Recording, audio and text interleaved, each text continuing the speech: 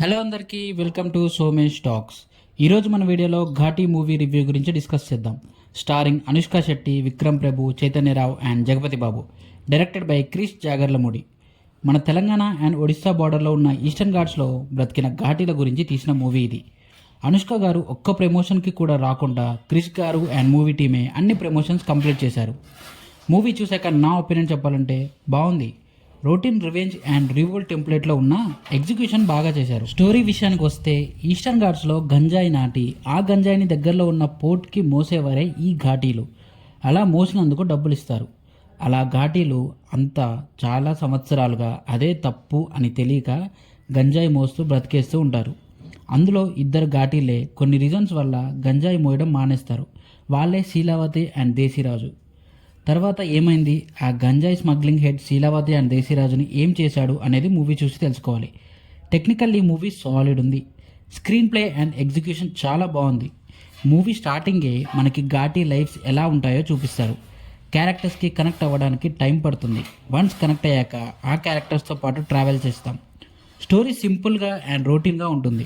First half అంతా characters and వాళ్ళ మధ్య డ్రామా క్రియేట్ చేయడానికి టైం తీసుకున్నారు. చైతన్యరావు క్యారెక్టర్ బాగా రాసుకున్నారు. శీలావతి అండ్ దేశీరాజు అనుకున్న ఒక కళ గురించి మూవీ. సబ్ప్లాట్స్ బాగా రాసుకున్నారు మూవీలో. ఎలివేషన్ షాట్స్ కూడా బాగున్నాయి. అవి ఇంతకుముందు వేరే మూవీస్లో ఉన్నవే అయినా ఆ ఫీలింగ్ అయితే వర్కౌట్ అయింది. ఇంటర్వెల్ బాగా ఎండ్ చేశారు. ఆ ఇంటర్వెల్ సీన్స్ని ఒప్పుకోవడానికి చాలా గట్స్ ఉండాలి. అనుష్క గారు పెద్ద హీరోయిన్ అయ్యుండి కూడా అలాంటి సీన్ చేయడానికి యాక్సెప్ట్ చేసింది. నిజంగా గ్రేట్ అనే చెప్పాలి. సెకండ్ హాఫ్ మొత్తం రివెంజ్ అండ్ రివల్ట్ మోడ్లో ఉంటుంది. రాజా సుందరం, పెబ్బులి క్యారెక్టర్ అండ్ జగపతి బాబు గారి క్యారెక్టర్స్ బాగా రాసుకున్నారు.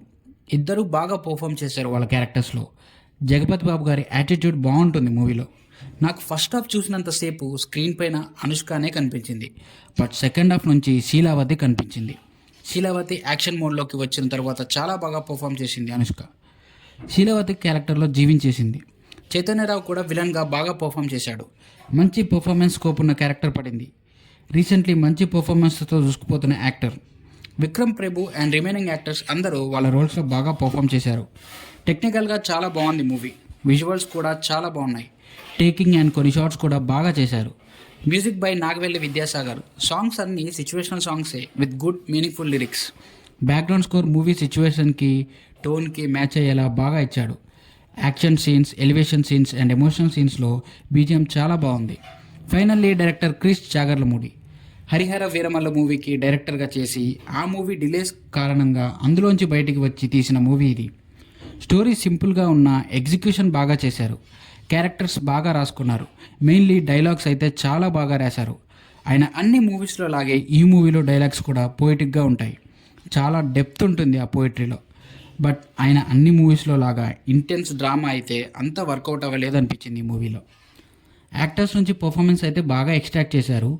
మూవీలో కొన్ని సీన్స్ చూస్తున్నప్పుడు ఈ సీన్ ఆ మూవీలో ఉంది, ఆ సీన్ ఈ మూవీలో ఉంది కదా అనిపించింది. క్రిష్ గారి రేంజ్ మూవీ అయితే ఇది కాదు అనిపించింది. బట్ ఓవరాల్గా చెప్పాలంటే simple story with good execution and great performances. One time watchable movie. This is the end of the video. మా వీడియో కనుక మీకు నచ్చినట్లయితే మా ఛానల్ని లైక్ అండ్ సబ్స్క్రైబ్ చేసి పక్కనే ఉన్న గంట సింబల్ని కొట్టండి. మేము నెక్స్ట్ వీడియో పెట్టగానే మీకు నోటిఫికేషన్ వస్తుంది. Thanks for watching. Take care. జై హింద్.